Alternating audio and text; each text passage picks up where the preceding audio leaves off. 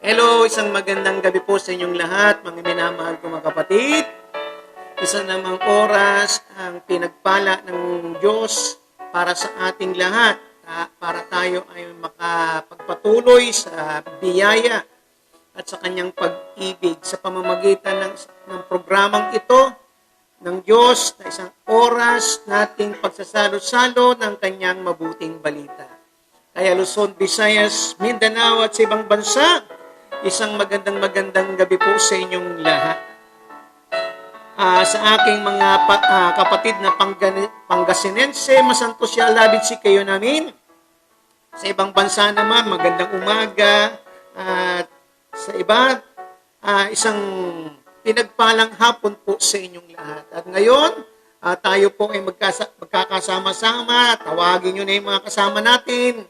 Tayo po ay magsasalo-salo na sa salita ng Diyos at aking sisimulan na batiin itong ating mga kapatid na maagang-maaga, ang mga Tagumpay family, Acosta family, Tagumpay Junior, andyan na, ang aking apo na si Sanjel, Naomi, kasama na natin, ang Vergara family, si Ate Ninita, dyan sa Dapitan, ang mga Lebrelia at Sporsado. Nakita ko na rin si Kuya Obet, ang kanyang pangalan kapatid natin sa Dinayhican Infanta po. Salamat sa magandang signal na ibinigay po sa atin ang mga kapatid natin sila Ate Sister Mary Ann, Swin, ang Hernandez family, ang Michelle, sila Mabinti, at si Brother Lito. Kasama rin po natin ang Kangayaw family, sila Ate Neneng, Brother Nonoy, sila Joanna at si Janelle na ating apo, at sama na natin si Caleb. At magandang gabi po sa inyo, sila Ate Angel, Borja, sila Ate MJ, andyan na, kasama na natin. Nakita ko na si Kuya Efren, naayos na ang kanyang motor. At ang mga kapatid natin ng mga Liavans family, ang mga Ramirez family, Perez family, at si Ate Cherry. Kasama natin, pati pamilya niya, ang kanya Villa Flores and Sapno family. Ayan, tuwan-tuwa na si Ate, with a big heart, sabi ni Ate Mary. Si brother, si Kuya Rudy, kasama na rin natin, sila Ate Bubot, sila Ate Rose, Bangate, dyan po sa Ligaw Albay, sila Ate Edna, brother Romy, mga kuya at ate ko, ang Gemson family, ang Villa Flores family, ang Fernandez family. At sabi ni Kuya Obet, ngayon lang po kami nagkaroon ng power dito sa amin. Sabi ni Kuya, praise God. At ayan si Ate Angie, Ate Angie Mawal, kasama na rin po natin. Ayan si Ate Maribel. Kita na rin natin ang kanyang pangalan. Mapagpalang gabi dyan. At ang aking mami, wala nang iba. Si Mami Glog at si Nanay Bising. At ang mga nanay natin, Nanay Sinaida, Nanay Belia, Nanay Dita, siyang po, sila Nanay Elsa, Nanay Elsie, Nanay Elsa, Nanay Landa, na nakikinig yan at nanonood po sa ating at yung mga magkakapatid po na Talantrada family, yung Abinoha at Esforzado family. At si John, batiin ko na rin si Christian Esforzado na kahit nasa karagatan, high sea, ay patuloy pa rin nanonood ng replay. At kanina nga nakita ko yung kanyang panunood, kanyang pangalan. At ang Pahardo family, nakita ko, naunahan yata ni Ate Che, ang kanyang mami. Ang Pahardo family, sila Ate Marisa, kasama na rin po natin. Sila Ate Cynthia, ang mga kapatid po natin sa Lawaan, Eastern Lawaan, ang Bunyol family, sila Pastora Ching, sila Brother Danny at Dennis, at mga kapatid natin yan, Nanay Gonding, Elaine, sila Lalaine, kasama po natin yan, at sila Pastor Lance, sila Pastor Ruel, sa Bacuba, Basay, at dyan sila Tatay Polding, Nanay Vicky, at at sila po ay nanunood. Ang mga kapatid natin sa Davao, sila Sister Tess Paes, Sister Bergie, ang mga pamilya po ng Tolentino at ang pamilya po ng Sanyel, si Ate Sean. Ang pamilya po ng Peñamante, dyan po sa Mati at Digos ay sa Davao. Sila pangunguna po ni Kuya Pepe at Marilu. Sila Am-Am, sila Pe, Mamita, Nona, makakasama po natin yan. At yung mga kapatid natin sa abroad, si Sister Lara LM De Leon at mga iba pa nating kapatid sa abroad na sila Jason, sila Joanna, sila Wena, sila Ate Celeste, sila Ate Lolita Bernales. At nakita ko na rin si Kuya Allen Gascon, dyan siya sa Dinahican, Gumian.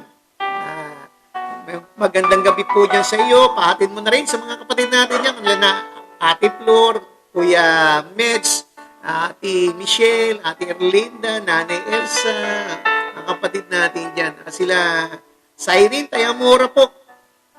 Nakakasama po natin sa gabing ito. At yung mga kapatid natin sa Digos, may mga kapatid tayo sa Digos na nanonood din. At kunin na natin yung ating mga Bible, mga minamahal kong mga kapatid, at tayo po ay magsisimula na. Magkasunod pa itong maghipagbato si Ate Angel. Si Ate Dina, ayos. Tayo po ay pansamantalang yumuko at tayo po ay hingi ng gabay sa ating Diyos.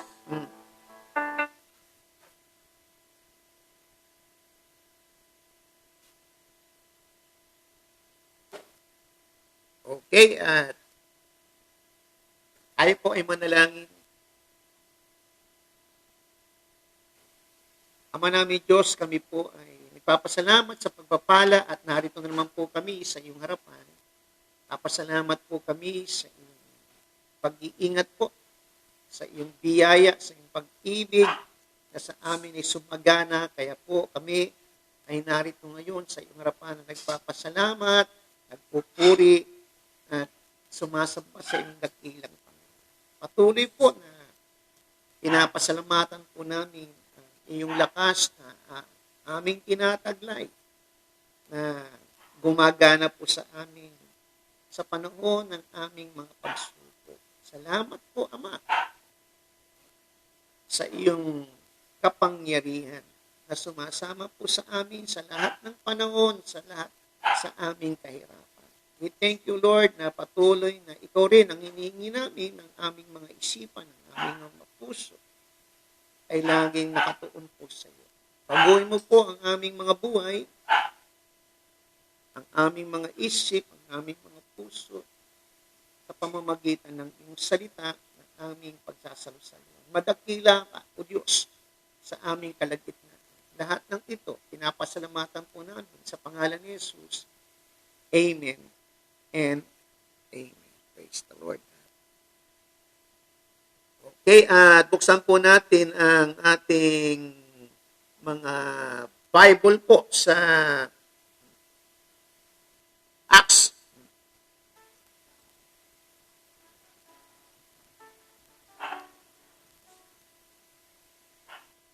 Diyan po sa Acts chapter 15, verse 37, simulan na natin ng 36 up to 41. Acts 15, verse 36 up to 41. Makalipas ang ilang araw, sinabi ni Pablo kay Bernabe, balikan natin at dalawin ang mga kapatid sa mga bayan kung saan tayo nangaral ng salita ng Panginoon at tingnan natin kung ano ang kalagayan nila. Nais ni Bernabe na isama si Juan na tinatawag ding Marcos, ngunit ayaw ni Pablo sapagkat hindi ito nagpatuloy na sumama sa kanilang gawain. Sa halip, ito'y humiwalay sa kanila. Sa Pampilya, nagkaroon sila ng mainitang pagtatalo kaya't naghiwalay sila. Isinama ni Bernabe si Marcos at naglayag sila papuntang Cyprus. At isinama naman ni Pablo si Silas at sila umalis matapos ipanalangin ng mga kapatid na ingatan sila ng Panginoon. Naglakbay sila sa Syria at Cilicia at pinatatag ang mga iglesia roon. Purihin natin ang pagkabasa ng kanyang salita. At mga minamahal, kung mga kapatid, tayo po ay nasa ikatlong yugto na po, part 2 na po ng ating pinag-aaralan na pinamagatan po nating the ways God guides. Ang mga paraan na ginagamit ng Diyos para tayo ay patnubayan. Ito pong pamagat na ito ay nagdudulot sa atin ng sagot sa nais nating maglingkod sa Diyos at kung paano natin malalaman ang kanyang kalooban, kung saan tayo gagalaw, kung saan tayo pupunta. Pero ang pinaka-importante, kapatid, kung nais nating malaman ang kalooban ng Diyos, kung ano yung pinagagawa niya sa atin, kung ano yung lugar na kanyang pinapupuntahan sa atin, ay importante na hindi kung at hindi rin saan, kundi kung paano. Paano natin gagawin itong kalooban ng Diyos at kung ano ba ang ating gagamiting mga resources sa pagsunod sa kalooban ng Diyos. At ano rin, kapatid, bilang mga nagnanais na maglingkod sa Panginoon, tayo ba ay didepende sa kanyang kapangyarihan? Sa ating paggawa sa kanyang gawain, tayo ba ay umaasa hindi sa ating mga sarili, kundi sa Panginoon. At ang itong pinag-aralan natin, nagbigay na po tayo mula sa chapter 15, verse 22, ng mga practical na paraan para malaman natin ang isip ng Diyos, ang isip ng Espiritu Santo, kung paano tayo pinangungunahan o how does the Holy Spirit lead us to do the will of God. Ang unang prinsipyo po, kapatid, na tinuturo na malalaman mo na ito ay isip ng Espiritu Santo o leading ng Holy Spirit pag patungkol sa katanungang doktrina. Malaman mo yung katuruan. Dapat sa pag-aaral mo at sa pakikinig mo, sa pagbabasa mo, ay mayroong unanimous agreement. Nagkaroon nga po ng problema po dito sa itong tinatalakay natin, problema tungkol sa kaligtasan na ibinigay ng Diyos sa mga hintil. At may dumating ang mga self-appointed teachers from Judea demanding that the Gentiles be saved after they are circumcised. They are demanding that the Gentiles be circumcised before salvation. And also, they are teaching salvation with works.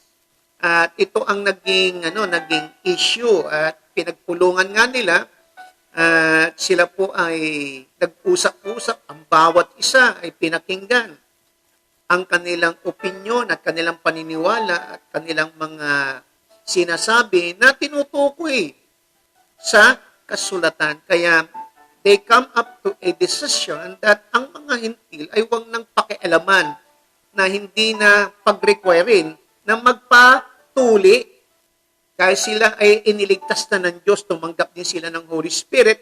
Huwag natin silang magpatulit na hinihingi na requirements para sa kaligtasan. Hayaan na lang natin sila, sabi nila.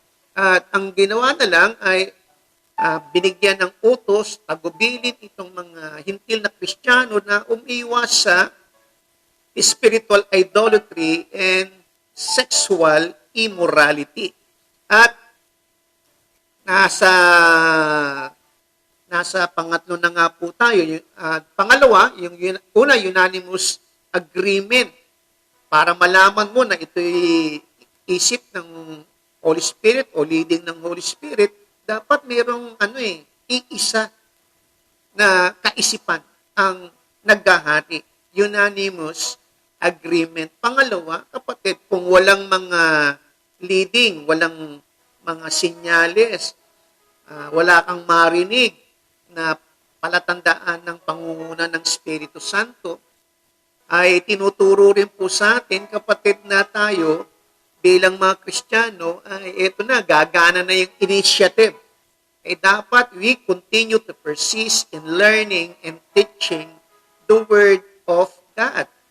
Kung hindi gusto nating malaman ng kalooban ng Diyos at hindi pa at naghihintay tayo na tayo ay pangunahan para maglingkod tayo sa Kanya. At kung wala pang dumarating doon, dapat magpusa na tayo na ihanda natin yung mga sarili natin na tayo ay mag-aral ng Kanyang salita. Mag-aral tayo at yung merong mga gifts, kapatid, ay magturo. Itong may gifts of exhortation, gifts of preaching, and gifts of prophesying. Teaching, preaching, and exhorting. Ay pangatlo po natin na natin kahapon sa verse 36. Ito nga, binasa nga po natin na napagkasunduan nga nila Pablo at Barnabas na balikan yung kanilang mga lugar na pinangaralan upang kanilang tignan ang kanilang mga kalagayang Kristiyano. At dito, wala ring mga senyales ng pangunguna ng banal na Espiritu Santo, pero nagpusa po sila, yung initiative. Sila ay nagpunta, ang gumana sa kanila dito, yung kanilang pagmamalasakit. They have that responsible concern in their hearts to help their Gentile brothers to grow in grace. Yung po yung ginawa. At ito ay isang pamamaraan. Isang practical. Kung wala, kapatid, na leading na ikaw ay humayo, walang sinasabi kung saan, ano gagawin mo, o walang sinasabi kung saan ka pupunta, then, ang gagawin mo, kung ano lahat naman ng Kristiyano, merong compassion, pagmamalasakit, kapatid, concern sa kanyang mga kapatiran, sapagkat yan ay pag-ibig na ibinuhos sa atin ng ating Panginoong Hesukristo. Nasa puso na natin yan. Yan ang palatandaan na tayo ay talagang mga alagad ng Panginoon. Palatandaan na tayo ay ang nagmamahalang mga magkakapatid na Kristiyano, ay palatandaan na tayo ay talagang tagasunod ng Panginoong Hesukristo. Kaya pangatlo, we work to help others to grow in grace. Ngayon, nasa pang-apat na po tayo. At yung pang-apat na prinsipyo para sinasabi ng Bible dito sa binasa natin, na para malaman natin ang kalooban ng Diyos sa ating paglilingkod, naghihintay tayo ng pangungusap ng Diyos. Naghihintay tayo kung ano yung pagagawa sa atin ng Diyos. Gusto nating maglingkod Naghihintay tayo kung saan tayo padadala ng Diyos. Kung walang sabi ang banal na Espiritu, anong gagawin natin? Katulad dito sa verse 37, ano ang prinsipyo tinuturo dito pag walang kilos ng banal na Espiritu? Isa rin ito sa may kusa, kapatid. Ito. Kailangan bilang Kristiyano, tayo ay may initiative na pagganahin natin yung compassion natin, yung concern natin sa ating mga kapatid, na sila rin palaguin natin sa pagkakilala sa Panginoon. Lumago sila sa biyaya ng Panginoon. At dito nga po, sa binasa natin verse 37 to 41, dahil gusto nga nilang pumunta sa kanilang lugar na pinuntahan dati na pinangaralan, nagbalak silang pumunta, balikan ito. At mayroong nangyaring pagtatalo dito sa pagitan ni Pablo at ni Barnabas. Sapagkat si Barnabas po, si Pablo, ayaw niyang isama si John Mark. Samantalang si Barnabas naman, gusto niyang isama sa kanilang pagbabalik dito sa mga dati nilang pinuntahan na pinangaralan. At tuturuan nga nila at palalakasin nga nila ang mga ito sa pananampalataya. Si Barnabas po, dito po sa 37 to 41, si Barnabas po ay pinsan ni John Mark, ni Marcos. Ang gusto ni Barnabas, pinsan niya to, bigyan ng pangalawang tsansa itong kanyang pinsan. Ngunit ayaw naman ni Pablo na isama uli si John dahil si John Mark, kapatid, ay iniwanan sila sa gitna ng kanilang pagmiministeryo, sa kanilang pagmimisyon, umuwi. Iniwanan sila. Kaya sabi niya, dahil mapanganib nga itong pupuntahan nila Barnabas at ni Paul, kaya gusto ni Barnabas isama si John Mark.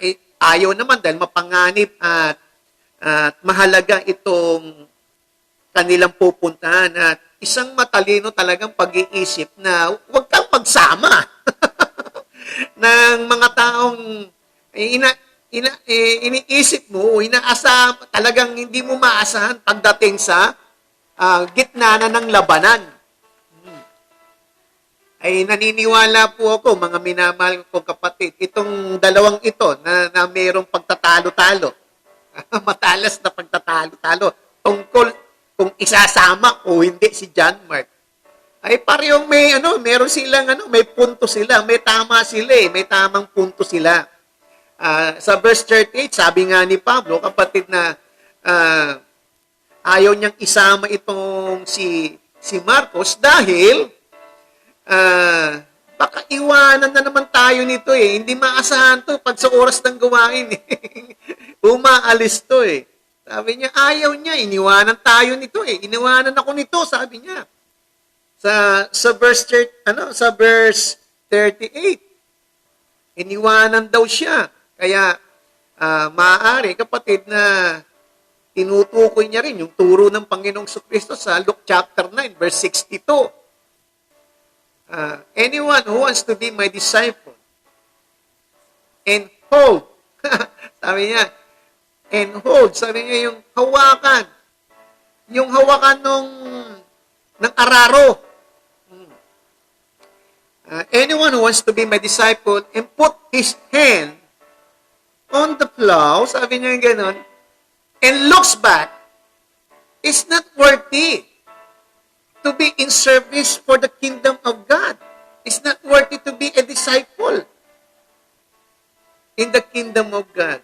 Yun. Sapagkat ang Christian service, Christian ministry is demanding, kapatid. Ito po ang gawain, yung paglilingkod natin sa Panginoon at yung pagmiministeryo natin, humihingi ito, kapatid, ng talagang commitment. At yaong mga sumusuong, pumapasok dito, ay dapat, pag nagpumasok sila dito, i-commit nila sa simula hanggang katapusan. Sila ay mag-i-stick, mananatili sila, hindi lamang sa simula at pagkalagitnaan ay bibitaw. No. Kailangan pag ikaw ay talagang sumunod sa Panginoon from the very beginning up to the end, naka-stick ka kay Lord. Alam niyo ba bakit? Sapagkat, kapatid, ang gawain ng Diyos, ang plano ng Diyos, ang programa ng Diyos ay nasasaktan. Pag merong mga taong umaatras sa labanan, nasasaktan ang gawain ng Diyos pag merong tumatalikod sa gitna ng labanan. Amen. Ito naman sa kabilang banda naman po, si Barnabas, yamang pinsan niya nga po. May tama rin to Meron ding, ibig ko sabihin, tama rin yung kanyang pinupunto. Alam din ni Barnabas na mahalaga ang gawain. Alam niya rin na kapatid yung pinsan niya na si Mark ay gifted, maraming kalooban nag-move si Mark. Nakita niya na si Mark ay merong gift of teaching, preaching, exhorting. Nakita niya ang mga buyer's gift na ito kay Mark. At sinasabi niyo, oo naman. Nabigo siya. Sino bang hindi nabibigo? Sino bang hindi nagkakamali? Sabi ni Mark. Sino ba kapatid sa atin ang hindi nangangailangan ng second chance? Sino ba sa atin ang hindi nangangailangan ng forgiveness, ng forgiving spirit? All of us want an opportunity to try again. Gusto natin magkaroon ulit tayo ng pagkakataon para sumabak ulit, maglingkod ulit, sumunod ulit kay Lord. So Barnabas was willing, kapatid, na bigyan ng tsansa si Marcos na nakapaglingkod, maisama ulit sa misyon. Itong pinupuntok ko dito, itong paliwanag na ito, itong kwentong ito, tinuturo sa atin ng banal na kasulatan sa tulong ng Espiritu Santo, mga minamahal kong mga kapatid. Itong kwentong ito ay nagpapahiwatig lang ng normal at wastong pamamaraan na kung saan maaari nating malaman yung pangunguna ng banal na Espiritu Santo. May pagkakataon na ang mga magkakasamang Kristiyano ay may pagkakaiba ng pananaw sa isang bagay na nangangailangan, kapatid, ng paghihiwalay. So, dito, makikita natin na ang pinupunto po dito, kapatid, ng banal na Espiritu Santo sa atin, na mayroong pagkakataon talaga na when there is a difference of viewpoint, and because of this difference in viewpoint, kailangan ng separation. Ngayon, ito, separation, paghihiwalay. Kung magkakaiba kayo at magkakaiba kayo ng punto de vista sa isang bagay at hindi ito ma-resolve, ay kailangan maghiwalay. Ngayon, anong tinuturo dito, kapatid, na itong prinsipyong ito? Kalooban ng Diyos, kapatid, na isama ni Barnabas si Marcos. At kaya nga, kalaon-launan, nagtungo sila Bernabe at si Marcos papuntang Cyprus. Sabi po sa verse 39. Kalooban na kunin ni Paul si Silas para isama niya na mapapunta sa Syria at Cilicia. Ngunit, ito, pakinggan nyo mabuti, ngunit hindi kalooban ng Diyos, kapatid, na sila ay magkaroon ng matalas na pagtatalo-talo. Hindi kalooban ng Diyos na mayroong pagtatalong matindi. Alala ko tuloy, kapatid. Karanasan din, no? At kaya, mayroong dumating nga, kapatid, sa karanasan ng inyong lingkod nito sa aking paglilingkod, bata-batang preacher, nagkaroon nga ng pagtatalo-talong ganito. At yung aming samahan ay dahil nga hindi nagkakaisa, mayroong kanya-kanyang pananaw, ay nagkaroon ng hiwalayan. Pero ito maganda, kapatid. Makinig kayo mabuti. Karanasan. At maaari, kapatid, yung iba nating kapatid, ay alam ito na sa ating pagmiministeryo, malalaman natin na ito ay kilos talaga ng Holy Spirit.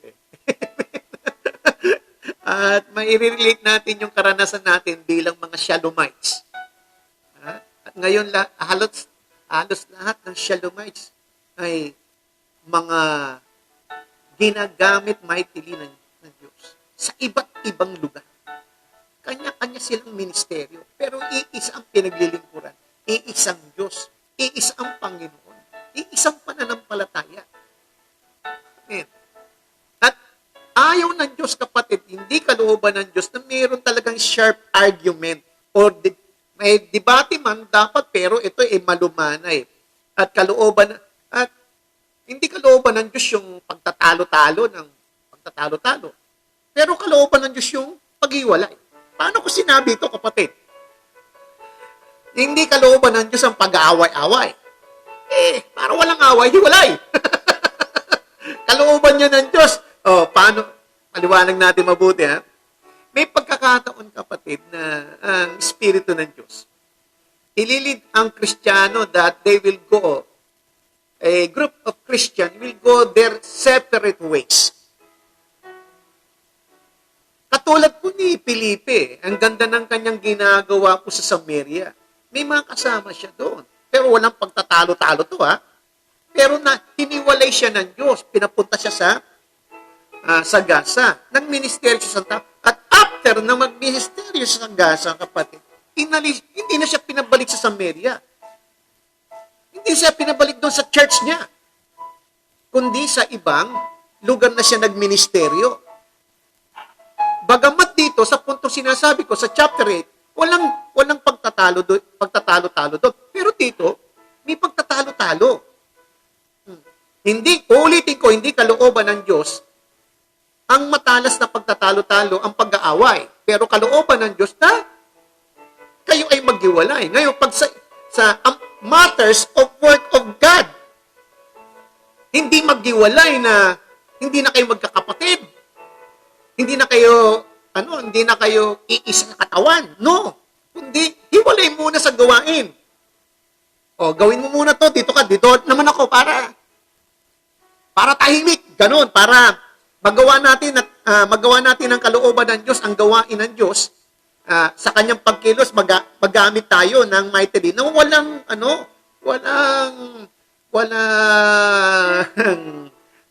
distraction na mapokus natin. At kung maghiwalay man, kalooban ng Diyos sa maghiwalay, dapat, meron itong joy.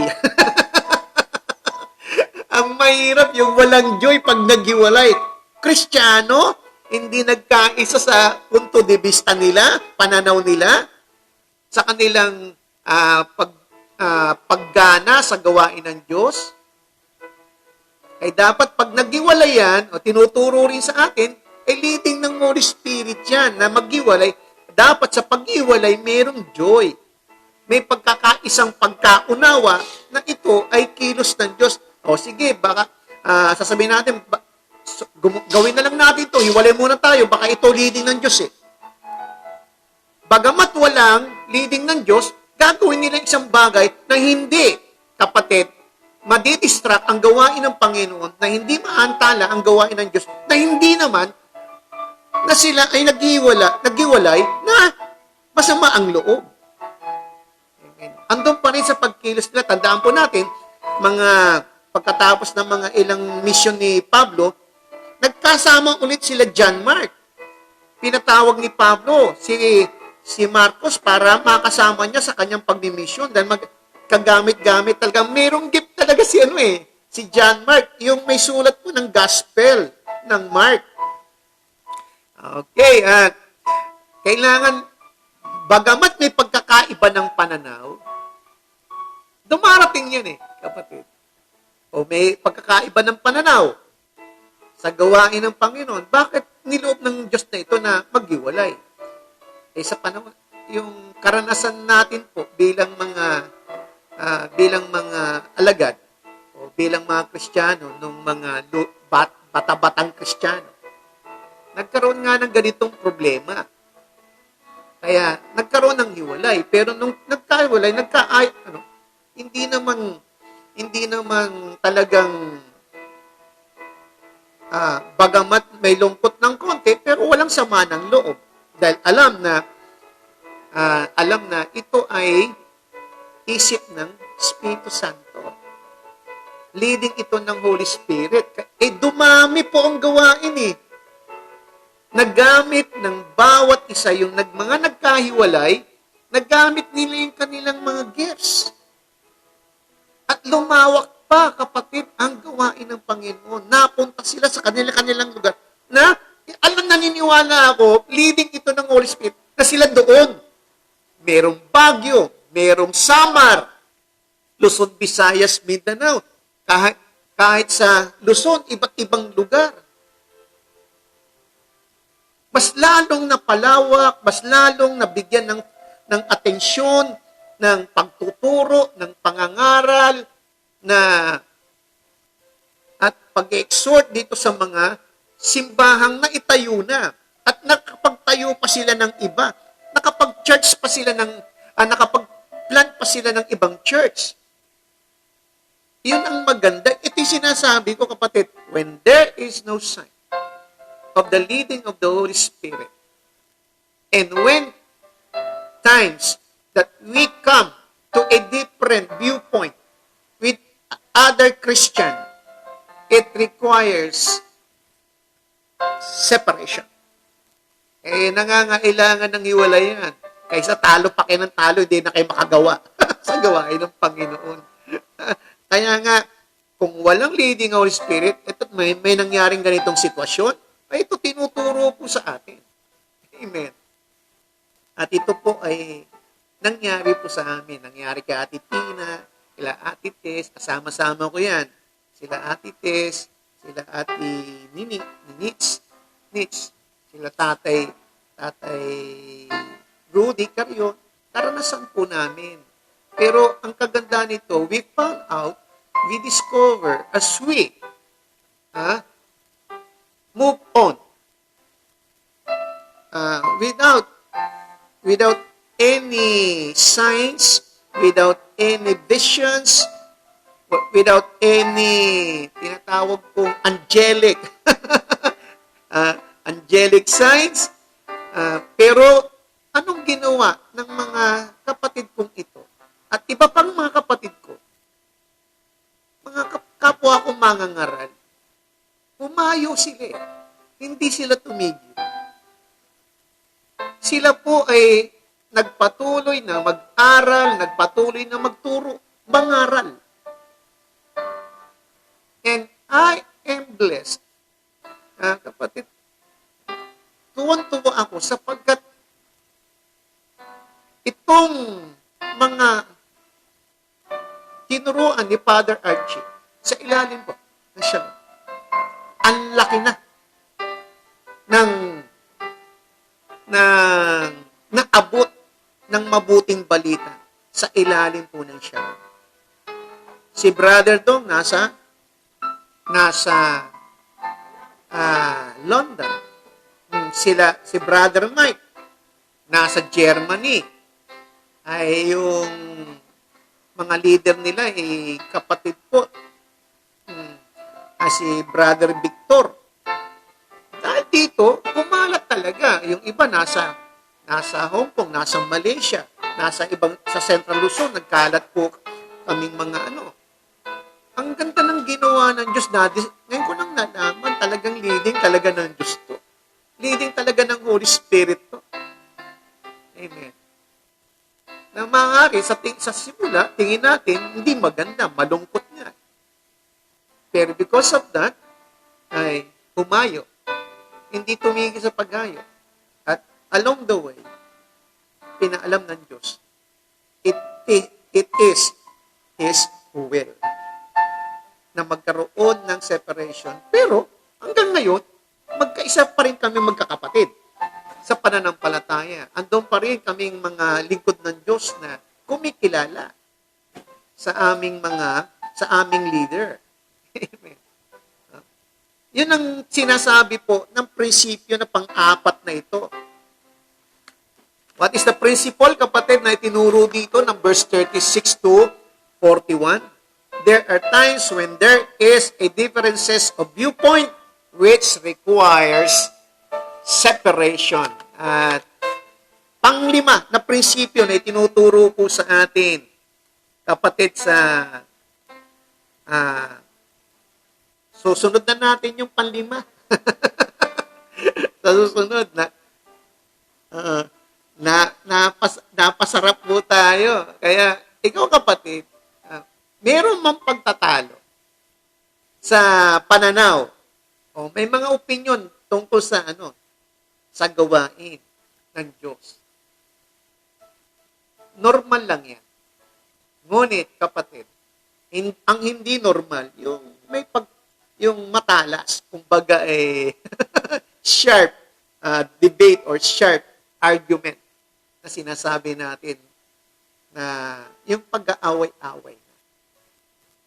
At ang kailangan talaga, sometimes, God allows that para minsan, pag magkakasama na, hindi na ayaw na maghiwalayan eh. Nakakulong na sa isang kwarto, sa isang kahon. Paano lalawak ang isang tolda kung lahat tayo nasa isang tolda? Paano mo mapapalaki ang tolda kung kayo-kayo rin at hindi umaalis doon? Anong gusto ng Diyos? Extend your tulos. Enlarge your tent. Palalimin mo yung iyong tulos. Pahabain mo yung tali mo. Yun yung sabi ng Isaiah. At yung paghihiwalay, ito po ay kalooban ng Diyos para lalo pang lumawak ang pangangaral ng mabuting balita. Kung magkakasama silang tatlo,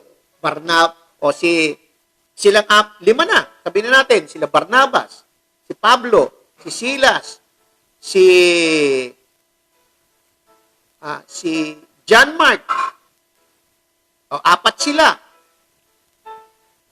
Kung sila magkakasama, isang lugar ang mapupuntahan nila. Kung magkahiwalay sila, marami silang lugar. Naalala ko, sa aming pagmimisyon, sabay kaming aalis dito nila Ate Tess. Sa umaga, meron kaming gawain sa misyon.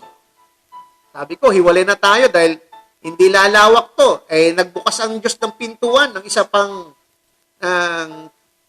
pagdadalhan ng mabuting balita.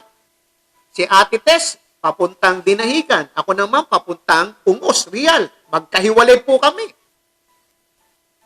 Hindi kami magkasama. Siya sa umaga, alas 9. Ako naman, alas 10 siya. Alas 10 din ako sa ibang lugar. Tapos magkikita kami sa Gumian. Mga alas 2:30 na naman ang gawain doon.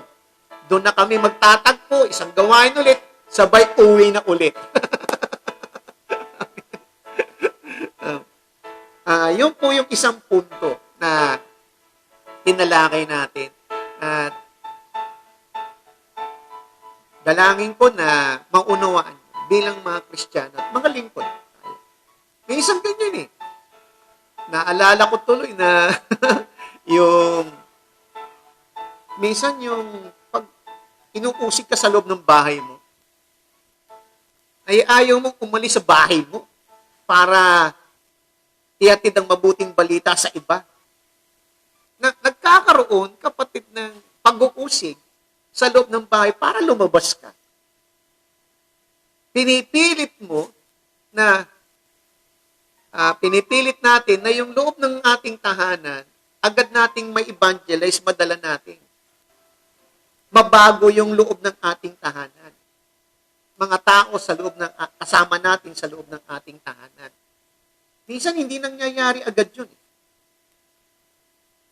At pag patuloy tayong nagpipilit sa ating gusto at hindi tayo nagkusa na lumabas para, for the meantime, mahirap to. Mahirap ayaw mo munang maniwala nitong At sabi nga ng Diyos nagdala nga siya, hindi ng kapayapaan, kundi ng tabak. Na kung saan ang ina at ang babaeng anak ay maghihiwalay o magtatalo-talo. Dahil magkaiba ng pananampalataya. Ngayon, dahil nga may pagtatalo-talo sa loob ng bahay, ay lalabas ka. Dalhin mo yung mabuting balita sa iba. Dahil dito, hindi ka epektibo dito Labas ka. Pag hindi ka epektibo sa isang lugar, ibig sabihin, baka hindi ka dyan tinawag. Hindi ka namumunga dyan, labas ka dyan. Lipat ka. Parang pangingisda lang yan. kapatid. Eh, merong lugar talagang walang kumakagat na isda. Lipat ka na lugar na kung saan merong kakagat na isda. Yan ang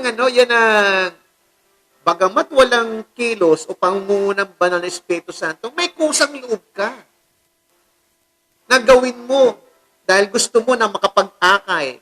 Gusto mo na makapagdala ng mga kaluluwa sa paanan ng Diyos. Gusto mo na magpalakas ng mga kapatid mo sa pananampalataya. Huwag kang magkulong. Labas ka, kahit wala pang pangunguna. At along the way, kapatid, i-guide ka nila. Amen. Simulan mo na. Huwag ka nang magkulong dyan sa sa 4 na sulok ng kwarto mo.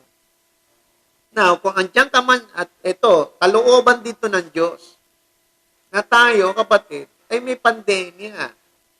Hindi halos makalabas at walang physical gathering. Yet, God allows this. Hindi nyo napansin, mas maraming naaabot sa pamamagitan ng live streaming ng salita ng Diyos kaysa physical gathering. At ito ba ay ayon sa salita ng Diyos? Sabi na Panginoon darating ang panahon, sabi ni Jesus, hindi na kayo sa bundok, sasamba, kayong mga Samaritano, itong mga Udyo, hindi na sa templo sasamba. Kundi ang Diyos naghahanap ng tunay na sasamba sa Kanya. Sa Espiritu at katotohanan. Naghahanap siya ng totoong sasamba sa Kanya. Sa Espiritu at katotohanan. And we are the temple of the Holy Spirit. Jesus' life is in us. Jesus' life resides in us. At uulitin ko, kapatid, ang Iglesia means people sent out. Yan ang meaning. Hindi closed in ang Iglesia. Sent out yan. Ang meaning yan. Humayo. Go out, sabi ni Jesus. Ang huli, nabilin niya sa Iglesia. Go out and make disciples all the nation, baptizing them in the name of the Father, the Son, of the Holy Spirit, and teaching them everything that I have commanded unto you. Lo and behold, wherever you go, to the uttermost part of the earth, as long as you carry with you the word of God, the gospel, I will be with you. Maliwanag yun. At walang leading, basta dala mo mabuting balita at concern mo. Gusto mo mag-evangelize. Along the way, sasama ka ng Diyos, ililid ka ng Diyos kung saan. Amen? Tayo po ay manalangin. Pasalamat tayo sa Diyos dahil tayo ay tinuturuan. O Father God, thank you po sa kaliwanagan ng iyong salita. O make us an available instrument to be used, Father, for your purpose, for your work. Na kami po ay laging handa na magamit po sa lahat ng paraan na iyong nais sa pagdadala ng mabuting balita. Kami po ay bigyan ng tapang, bigyan po kami ng lakas na maisagawa namin ang iyong kalooban. Maraming salamat sa pagkakataon na ibinibigay mo po sa bawat isa po sa amin na maikwento ang mabuting balita. Maikwento ang Panginoon sa ibang tao. Bahala ka na, Lord. Iligtas mo po sila. Iligtas mo po sila. Ikaw ang nagsabi Kami ang maghahasik ng binhi. Kami ang magdidilig ng tanim. Ikaw ang magpapalag. Umaasa po kami, Ama, na ang mga salita na aming mga dala sa aming kapwa, na iyong mabuting balita, susundan mo ito ng kaligtasan. Thank you rin po, Ama, sa kagalingan, kalakasan, kalusugan na ibinigay mo sa mga kapatid kong narito ngayon na kasama ko sa pakikinig ng iyong salita. I thank you, Father, sa iyong kabutihan sa kanila, 10 ng kanilang pamilya. Thank you po sa ayos na sa ginawa mong negative result para sa kay Paulo Ray, kay Paula Paulo, gayon din po kay Brother Glay. Thank you po na sasama mo dito at sa labas ang kapatid, ang mga anak kong ito, at gayon din si Glay sa kanyang pagpunta sa amin. At Lord, thank you po na binigyan mo ng pag-asa na lahat ng ipinagkatiwala sa inyo, ang kanyang pamilya, ay iingatan. Thank you po, Lord, sa kabutihan mo, sa katapatan. We praise you and we glorify you. And we thank you, Lord. We continue to thank you sa buhay po ni Mavin P. na pinagaling mo. I declare, Lord, pinagaling mo na si Mavin P. Yung kanyang karamdaman na pangalan na yan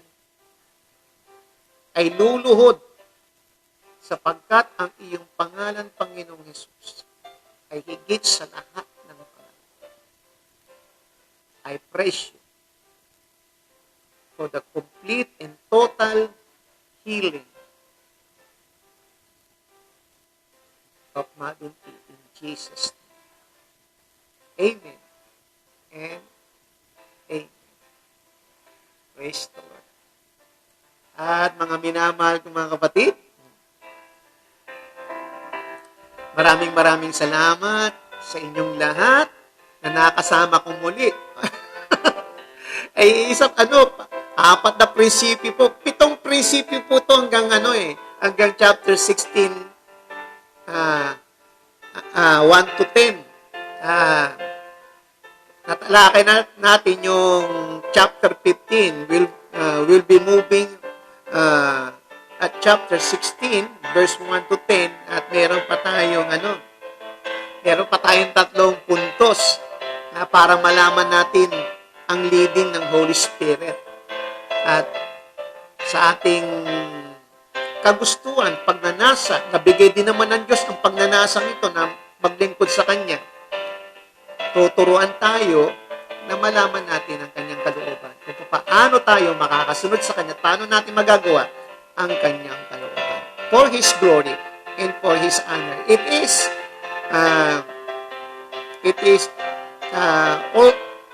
also right, kapatid, na we should be grateful na malaman natin to bilang Kristiyano sapagkat binibigyan tayo ng pribileyo ng Diyos na makapaglingkod sa Kanya.